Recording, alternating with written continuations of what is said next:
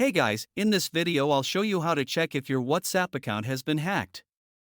First, open WhatsApp on your phone. Go to chats and check for any messages you didn't send. Open recent chats and make sure everything looks familiar. Next, go to the Calls tab and check your call history. If you see calls you didn't make, that could be a warning sign. Also check status or updates to see if anything was posted without you knowing.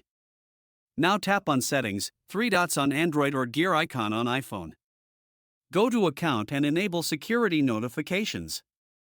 Then turn on two-step verification and set a PIN for extra security. Finally, go to Linked Devices and check if any unknown device is connected. If you see anything suspicious, remove it immediately. That's it, your account is now safer and secure. If this helped you, make sure to like the video and subscribe for more helpful tips.